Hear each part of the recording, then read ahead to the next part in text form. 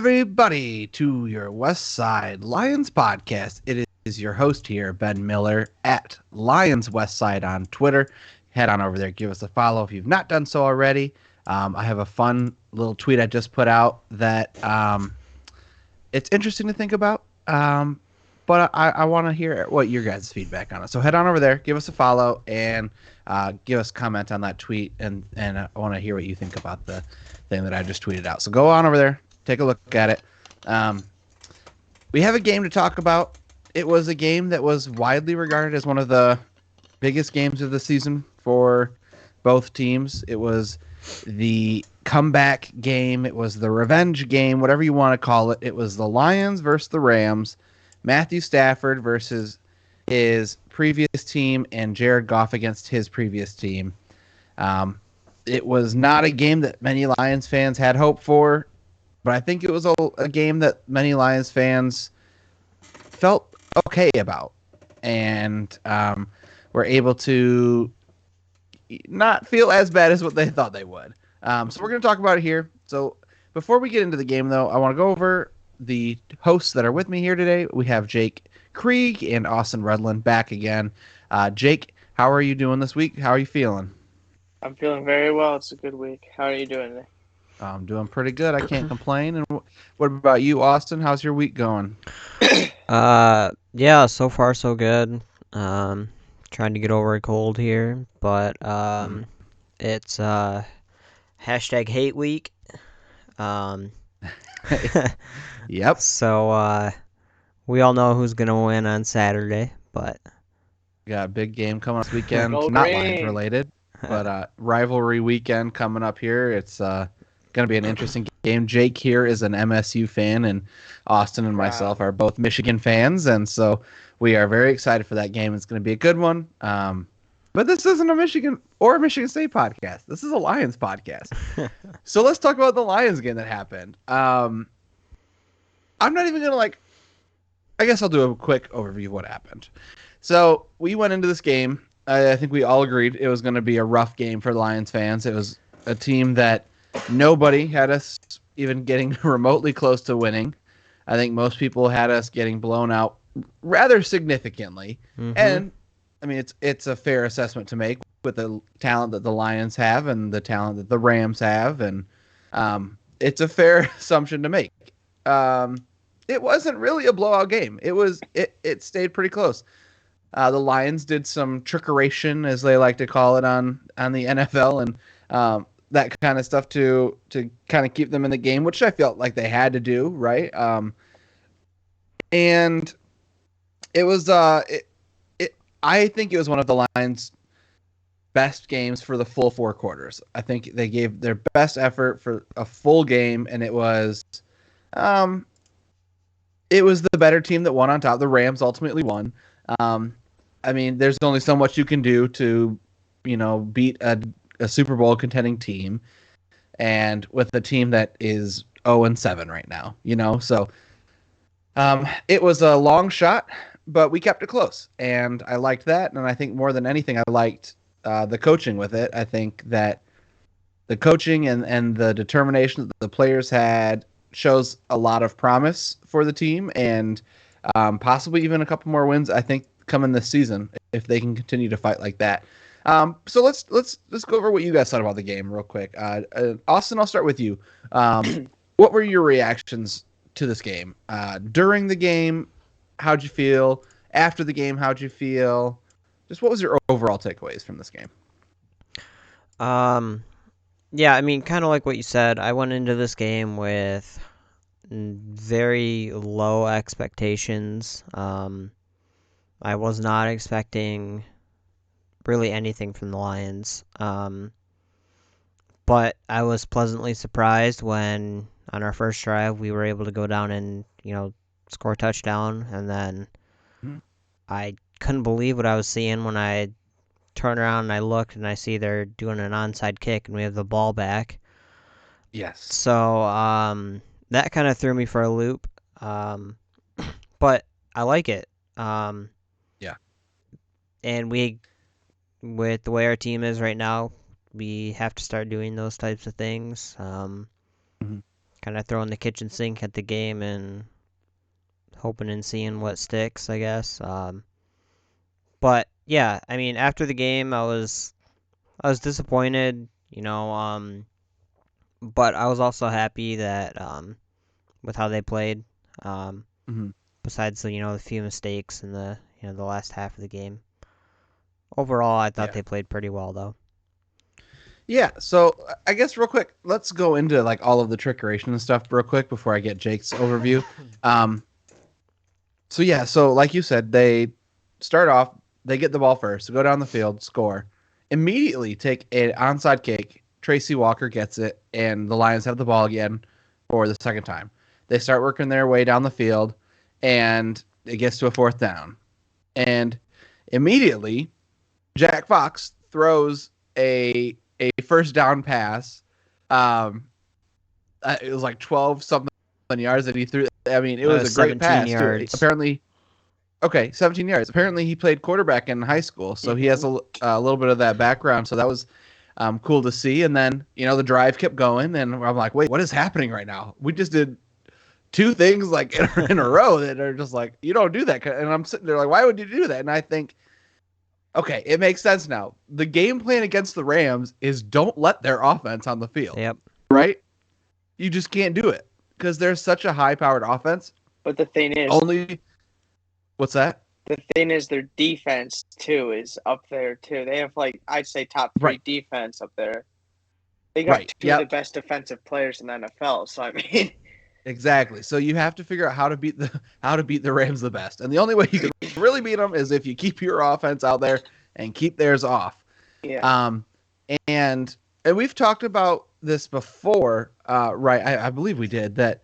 This team, with the talent that it has and how fresh and young all these players are, their ability to make mistakes and still come out on top is their margin of error is super, super slim already.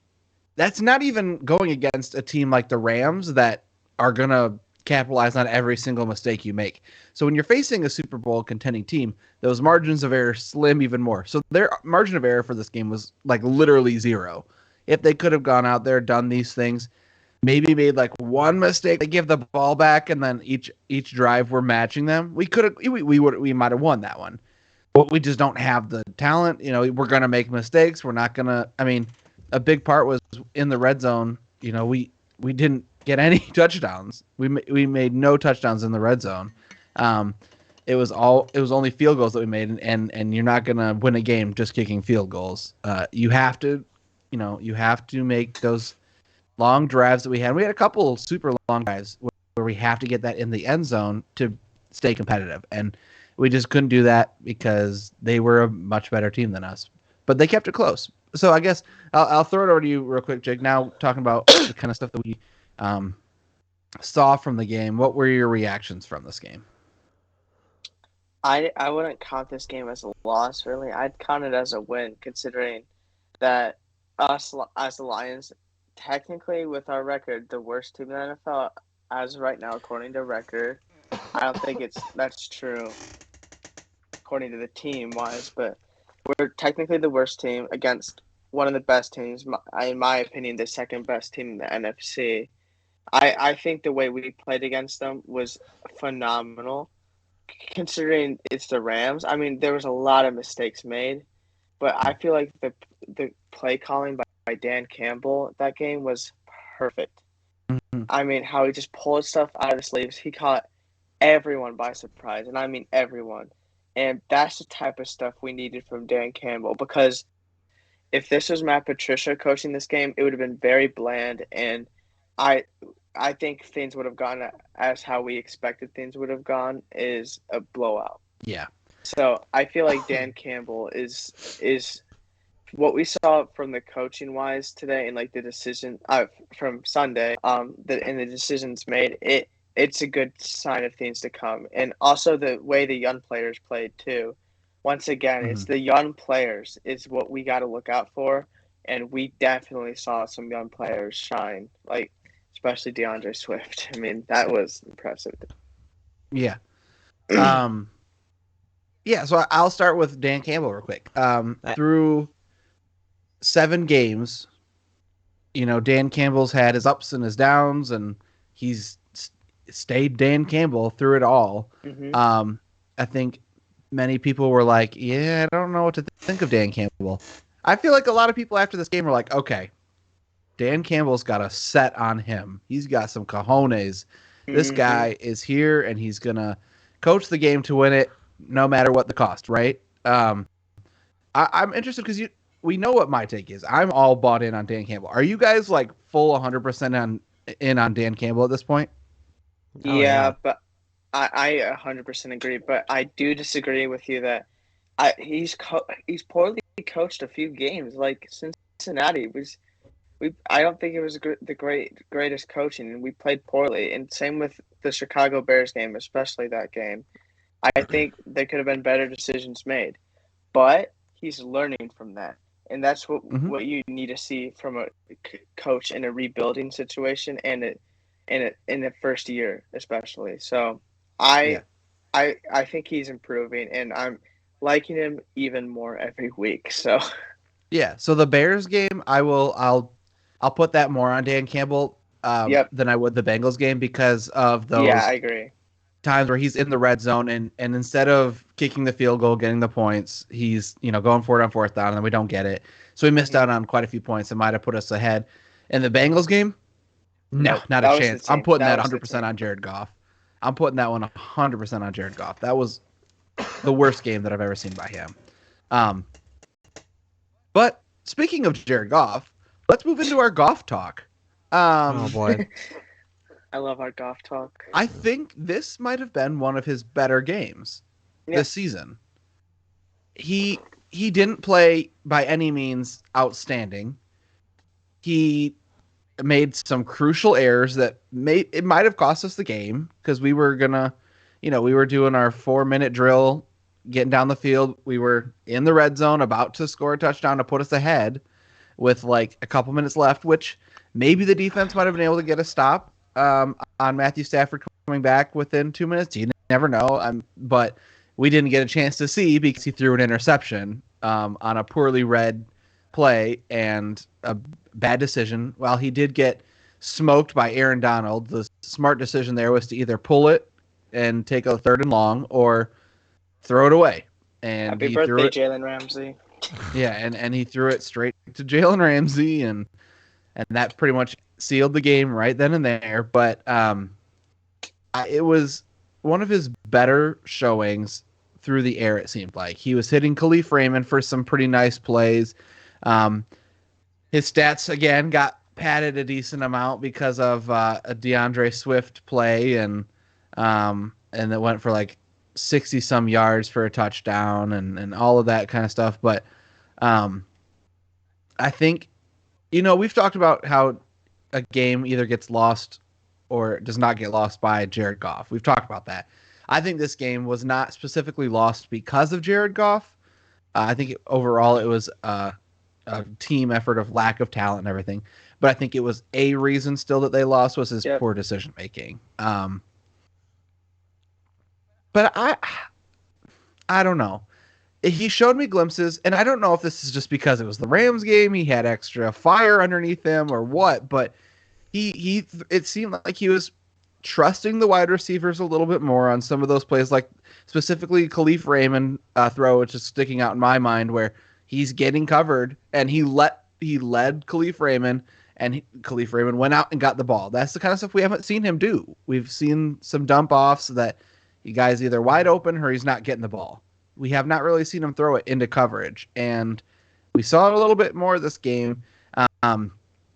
What were your guys' thoughts on Goff for this game? Jake, I'll start with you. Watching this game, seeing how he played before in the season, and then this game, what did you think of Goff? I think this game was better considering what we had to compare to previously. It was Mhm. definitely better, but I do think it has its reasons why it's better. I mean, first of all, it's the Rams return game, and he has a lot to prove, and I think he did prove quite a bit that game.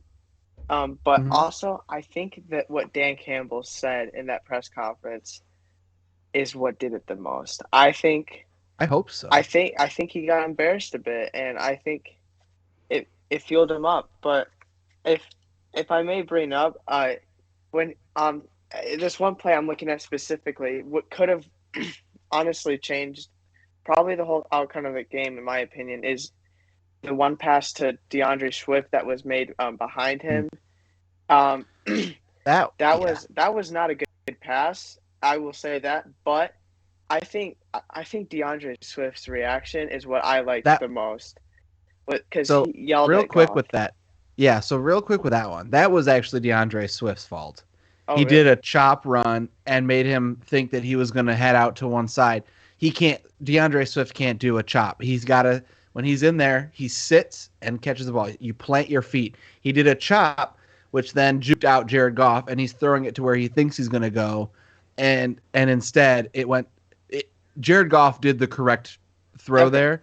DeAndre Swift messed Jared Goff up on that one. But I do like how DeAndre Swift was not happy about it and went back to Jared Goff and was like getting in his face about it so that they could fix what's going on here. Yep. And DeAndre Swift said after the game, that one was on me.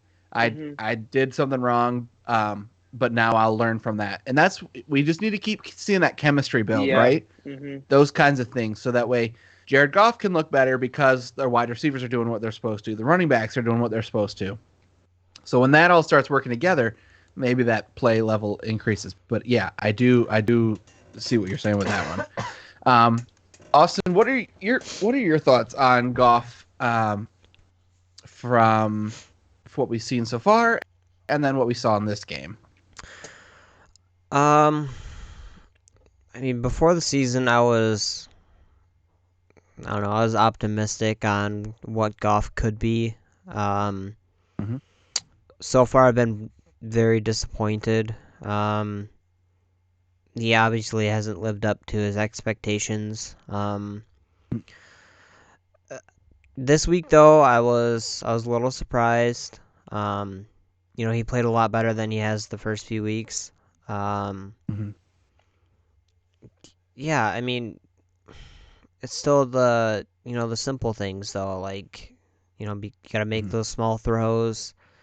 The decision making, that's a huge one. Yeah, try and stretch the field a little bit. Of course, that was tough this week though.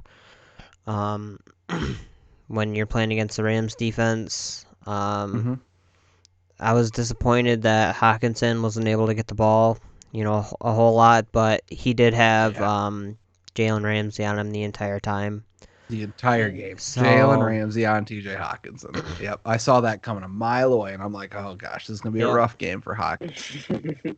Yep. Okay, so yeah, I think we're all pretty much like on the same playing field with Goff right now, where we're not super like happy with how he's playing, but like,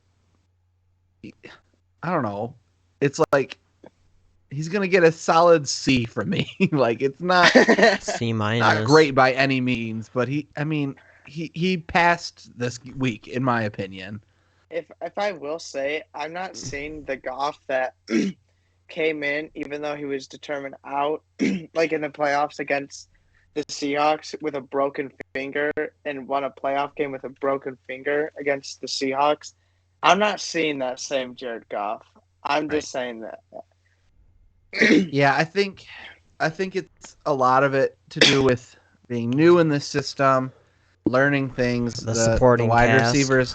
Yeah, the wide receivers are not helping him, and I have to keep putting that in my mindset. Like, I have to be critical of Goff, but I also have to realize the talent around him is just like most of our starters on another team not making it on a starter, maybe not even making it on the team.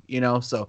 That's kind of where we're at with our wide receivers right now, and I have to keep like putting that in my mind. Like, okay, I can't fully judge him correctly until I see what he's got with the talent around him. But you're still an NFL quarterback. You gotta trust your guys at some point. He had that talent on the Rams. Right. He had plenty of talent around him at the Rams, and that's when we saw those better plays for sure. And now Matthew Stafford's got that talent. So. Yeah, Matthew. Don't remind me. Yeah, Matthew Stafford's just oh man. I was he was apparently mic'd up for that game, by the Yeah, way. he was. If any of you have not listened to him, talking to all the players and whatnot after, Oh yeah, if you're still sad about him leaving, please don't watch it. It's gonna make you so sad. It's gonna make you so sad because he's the same guy. He's going to the guys, hey man, you know what? I'm pulling for you. I'm pulling for you big time. I really am. And I'm like, just why you gotta do this to me? Why you gotta do this? I was almost okay with moving on, and then you just gotta pull us back in. Come on. What a good guy. Class act, really. I really do hope that he goes on to win a Super Bowl and gets MVP because he deserves it. Another person who I guess we're gonna get into our positives here, right? So let's get into our positives. One person specifically I want to point out on this team who is 100% the future of this team, everything that embodies the Detroit Lions this guy represents. And that would be our first round pick this year. Yeah. Penei Sewell, who is face to face brawling up with Aaron Donald. What? Jonah Jackson is behind him looking dumbfounded like, oh my God, this guy's really going at it with Aaron Donald. Penei Sewell was up in his grill. He's going straight at him saying, you ain't gonna push me around. Nope. And he's like locking in with him. Aaron Donald's not a guy I would be messing with, but Penei Sewell wanted all of that smoke. And oh my gosh, that embodies what we need here in Detroit. That kind of attitude. And Ndamukong Suh had that same kind of thing. He was a little bit, nastier, the dirty kind. Penei Sewell, he's going to be that guy. It's just like, boom, I'm going to be in your face. I'm going to lead. Oh my gosh. I got so energized watching that. I'm like, ooh, there's a little scrum going on there. So, ooh, that's Aaron Donald. Penei Sewell's getting him back. Oh my gosh. This is crazy. Oh my. So I want to know, I'm sure you guys watched that. What is your thoughts on Penei Sewell, specifically with this little tussle? Austin, I'll start with you. When you watch this tussle, what's going through your mind? Oh, kick his ass. Exactly. Get him. That's exactly what I thought. Yep. Jake, do you have any other thoughts, or are you about the same? Same thing Austin said, but a little precaution because it is Aaron Donald. The guy who was practicing with knives a couple years ago or something like that. Yeah. Aaron Donald's crazy, but Penei Sewell, I don't know, man. He's embodying that Detroit mentality, and I love it. I love it. So I'll actually throw this one over to Jake because I know you talked about it. For positives, you talked about some of the young guys we've got on our team that are continuously showing out, playing well. So take us through some of those young guys that you're seeing really kind of ball out when they need to. All right. First of all, I got DeAndre Swift because this guy is not getting nearly enough recognition as he needs because he is a threat in the run game and the pass game very well. And I was very impressed with him today. And I think on Sunday, I keep on forgetting the game wasn't today. But I was very impressed with him, and I think he's one of the best chances we've got on our offense for our future. And he's shined out really well. Yeah, I will say he needs to maybe step up a little bit in the running game. Yeah. He's very low for running, but he's the best pass catching running back that there is in the NFL right now. Yeah, he's leading all the categories in that right now. Yeah, and that's because Jared Goff is doing those dink and dunk passes, which, once we start getting wide receivers, he might not be doing as much, so he's going to have to maybe step up in the running back game as well. But I think that maybe getting a fully healthy offensive line might help out with that, which I don't know if this is a guy that you have on here, but I want to throw him in on yours. No, apparently Austin wanted to talk about him. So I'm going to throw it over to Austin real quick to talk about the guy that I know who he's about to talk to. So go ahead, Austin. Give us another name. Yeah, so, our center went out for the year. Mm-hmm. He's hurt. He was our Pro Bowl center, Frank Ragnow. Yep. But look at the guy who comes in and he's the number 1 ranked center this last weekend. Talk about it. Evan Talk Brown. about it. You gotta love it. Yep. It's that next man up mentality. Yeah, he didn't do great in the running game. That's, it's tough to do when you're going against Aaron Donald. But he was number 1 pass blocking grade in the entire NFL this week. So, I mean, he's shown some where he's doing well and some issues, but that's to be expected. But yeah, like Austin said, that next man up mentality. I like to see it. I really want Frank Ragnow back, but it's good to still see. So maybe, if Frank Ragnow comes back healthy and maybe Alice Brown moves to right guard and we can let go of Halapuli Vaitai because he's had some rough games and that's a big contract for us. So maybe we can get that out of here and our offensive line might be set. Who knows? But Jake, do you have any other young guys you want to talk about? I do. I also really want to talk about Jerry Jacobs because this is a guy we talk about quite a bit now because he is an undrafted free agent playing at a starting cornerback, which he wouldn't have been if there weren't injuries. But this man hypes me up because he's just such an underdog. And that pass interference play he got on Van Jefferson, I will admit it was pass interference. I mean, it could have gone either way, in my opinion. Not even but close. The toughness I saw from him there it hyped me up when I saw that. Jerry Jacobs is, I think, and I'm gonna just say this right now. I think he's gonna be a starting cornerback for us in the future. Who do you think he takes the starting job away from? Amani or Okudah? Amani. Okay, interesting. Amani's played pretty good this year, though. Definitely see it because, I mean, I would like to see it. Not playing like he was, but I think Okudah has just too much potential. Yeah, I think that there was somebody, I can't remember who tweeted it out, but I saw it at some point during the game. They said Jerry Jacobs is everything we hoped Okudah would be, and I'm like, yeah, honestly, I could see that. Yeah. I could see that. He's playing great coverage. He's great on tackles and everything. Hopefully, I really hope that maybe that takes a little bit off of Jeff Okudah's shoulders because I think that's a reason that he's been struggling so much is because he has such that huge weight on his shoulders of being the 3rd overall pick and all this kind of stuff. And maybe if we don't have to have him like ball out immediately, it can help him. I still think he can. I think him and Jerry Jacobs probably have a lot of similarities. But yeah, I think I've liked seeing Jerry Jacobs for sure as well. I don't think I disagree with the part like playing everything we hope Jeff Okudah is because I don't think Jerry Jacobs has played exactly like a 3rd overall pick. I mean, I would say an early 2nd for definitely a late first. I think against the wide receivers that he's been going against, I think he's done pretty darn well. I mean, Jamar Chase limited him very much. And now he's the best wide receiver in the NFL. Yeah. According to statistics. Yeah.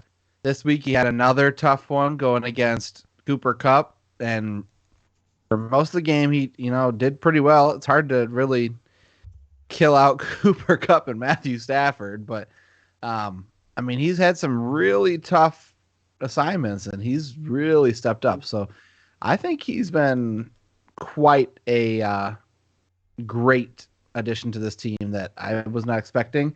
However, and I will put this out there, I have a tweet and I bump it every time I get a chance. I said on the very first preseason game, a name to look out for, Jerry Jacobs. This guy has a lot of potential, and I promise you I'm going to bump it again. Jerry Jacobs liked it and retweeted it last time, and I'm going to keep putting it out there because I saw it from the first day of training camp. I'm like, this guy got some potential. We'll see what we can do. I think it's also a testament to our coaches, right? Like Aubrey Pleasant, Aaron Glenn. They're getting these guys ready to go. Undrafted free agents. And I really, really hope that we don't lose out on some of these coaches after this year because I have a feeling some of them might be getting some head coach possibilities. I really, really, really hope that we can, keep these coaches around for maybe a year or two more. Get our guys, ready to go. And huge. Is there any other? I also want to give, while you're giving shout outs here, I'm going to give a shout out to Brad Holmes for finding Jerry Jacobs and signing him. Honestly, I'm impressed with draft wise and rookies what Brad Holmes has done. That's really impressed me.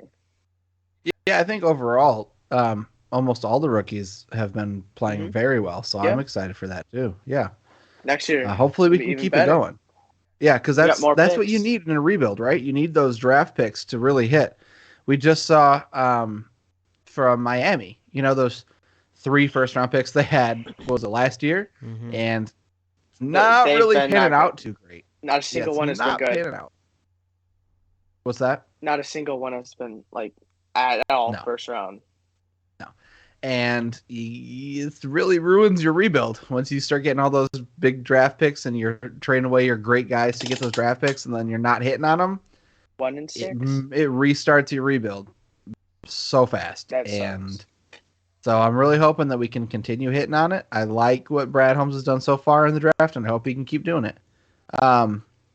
Any other guys you want to throw out for positives real quick? Either one of you? Lastly, I want to say Julian Okwara is every time he gets a sack, man, it just makes me excited. I can definitely see him being on the starting front 7 in 2 or 3 years. I can definitely see it. Maybe. I really like Julian Okwara. Yeah, I think he's got some great potential. All right, well, let's move into negatives. Were there any glaring? Obviously, we know the big negatives that are just continuously week by week. We can have it on here, right? Like the lack of wide receiver talent. Yeah, I mean, we have those. Was there any big glaring negatives? I really didn't have any this game that I thought were like, oh my gosh, this is an awful negative to take from this game and needs to get fixed right away. Did you guys see any that I missed? I saw linebacker coverage being blown at times, which was very alarming for me. But I mean, I will cut him some slack because they are playing Cooper Kupp and Robert Woods. So, but at the same time, I don't know. That's just it was frustrating sometimes. Yeah, I think Reeves may have been, for the most part, was the one getting kind of beat on those. Mm-hmm. I will put real quick, because I forgot to mention it in positives. Alex Anzalone, if you remember correctly, early on this season, we had a talk about Alex Anzalone was not good, right? Mm-hmm. I think we called him Jelani Tavai 2.0. I take it back. It's not mine. I take it back. I really do. I don't know what it is, but getting rid of Jamie Collins revitalized Alex Anzalone. He's playing the best football he's ever played. He's been kind of locked down. I think he's been one of the top rated linebackers almost every week since Jamie Collins has been gone. That kind of play gets you a new contract. I think right now he's only on a 1-year contract. I wouldn't mind re-signing him for a longer deal. Have him, and then kind of Derek Barnes coming up. I think we could have some depth there if we get another guy in the draft or whatever. But I mean, he's playing good. I think being paired with Derek Barnes definitely helps way more than Jamie Collins, in my opinion. Yeah. I specifically remember asking you guys, getting rid of Jamie Collins and pairing him up with Derek Barnes, is that going to improve Alex Anzalone's stats? And you were like, I don't think so. I don't think that's going to happen. You're wrong. I don't know. All right. Well, so yeah, I don't think there were that many negatives in this game. Really, it was just a tough game overall. We knew it was going to be tough going into it. They put up a good fight. Defense still played their butts off, even though they were getting beat. You're getting beat by Matthew Stafford, and all of the weapons that they have, but they didn't stop fighting, and that you want to see. Defense is continuing to put up a good fight. Offense needs to just match them. I think if we can do that, we'll start winning plenty of games. Is there anything else you guys want to talk about with this game? Anything specifically either one of you want to talk about? Not specific to the game, but I don't know if you guys have looked at any of the like power rankings for anything, but Mhm. I haven't seen it updated. collectively the Lions have moved up in just about every one. So Yeah, there's that's specifically interesting to one. me. There's one that moved them up quite a bit, Yep. and all the rest of them were just kind of moved up like one or two spaces if they moved them. But I Well, do know I ESPN think it still moved has them. us as last. I know Yeah, that. there was one of them that rated us as like 18, and they're No, like, it was like mm-hmm. 29. I think there was another one that had them at 18? 18. Yeah, 18. 18 had them at 18. They said they're not the worst team by far. The team gives a lot of hope. And I think they did it maybe as just like a joke for 1 week or something. I don't know, but they were talking about like the Lions are not the worst team in the NFL. They have the worst record, but they're not by far. They're not the worst team in the I league. will say that. I mean, I think at the bottom of the AFC South there isn't some good right there. Yeah, there was just And the there was Dolphins, just one that brought him up that far. All the rest of them were maybe one or two that they bumped him up. But there was one just I don't know if they're just drinking some Detroit Lions Kool-Aid right now or something, and maybe they'll bump him back down later. But yeah, they moved him up a lot. I'll say like for sure two teams are definitely worse than us, and that's the Jaguars and Texans. Mhm. Maybe the Dolphins too, because I mean, what Tua's doing there is not working, and they clearly need to fix some quarterback situation they got there. So, but Well, let's see what we think about the team we've got coming up. Right, we got Yup. Lions versus the Eagles. Interesting Where one do you for guys? That's going to be a tough game for us. What are you thinking for this game? I personally think I'm going to drink some Kool-Aid here, but I think we're going to get our first win here.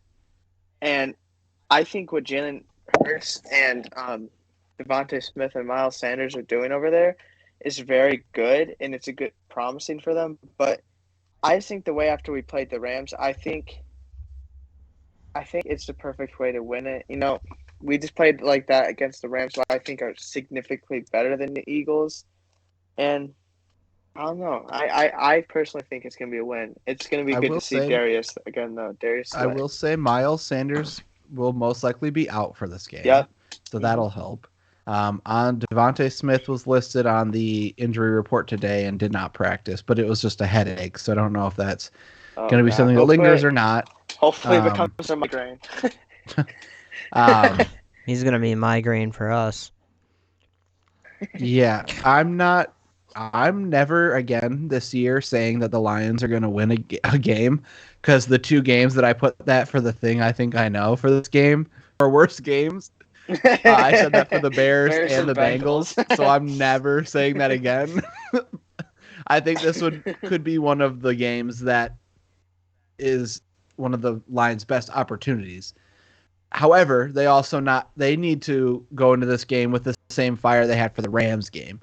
They can't go into this game thinking that it's gonna be an easier game, because they don't have the talent to, take a snap off.